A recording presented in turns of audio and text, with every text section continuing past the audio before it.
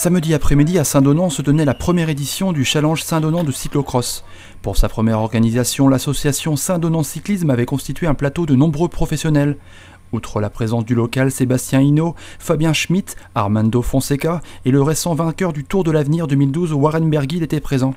38 cyclistes dont 6 cadets étaient engagés sur la ligne de départ pour braver ce parcours technique d'1 km 600 durant 50 minutes. Le parcours, lui, dans l'ensemble, il est assez technique, avec descente en sous-bois, avec un virage en bas de la descente qui est assez gras. Donc les coureurs feront 200 mètres en légère montée sur de l'herbe. Ensuite, ils arriveront sur un pont en bois.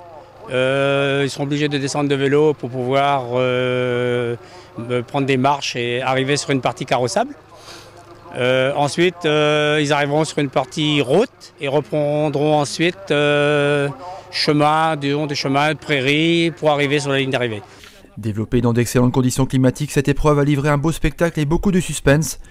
Emmené par un Sébastien Hinault très affûté, un groupe de 6 coureurs se détache du peloton. Le groupe poursuivant est composé de 12 cyclistes avec à sa tête le Finistérien Sébastien Le Naour. À cette tour de la fin, Sébastien Hinault chute lourdement, ce qui profite à Le Naour qui revient sur les premiers. Un duo Sébastien Le Naour, Mathieu Allegain se met alors en place pour tenter de faire le trou.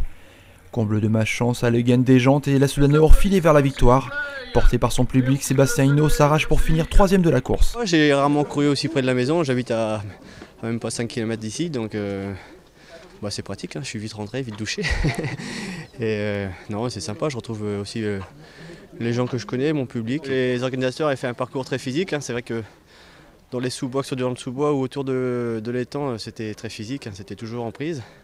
Le cœur ne redescendait pratiquement jamais parce que quand on pouvait descendre, c'était très technique, donc il fallait rester vigilant et en prise tout le temps. J'arrive à monter sur le podium. Malgré une chute en début de course, je me suis battu pour revenir faire 3e. C'est donc le Quimpérois Sébastien Le Naour qui termine sur la plus haute marche du podium. Mathieu Allegain finit 2e à 8 secondes et Sébastien Hinault se hisse à la 3e position à 40 secondes du vainqueur. Bonne performance pour Maxime Gariou de l'UC Quimperlé qui finit premier de la course en junior. Enfin, c'est Kylian Tachon du CC Uzelay qui termine premier en catégorie cadet. Rendez-vous l'année prochaine pour la 2e édition du Challenge de cyclocross de Saint-Donant.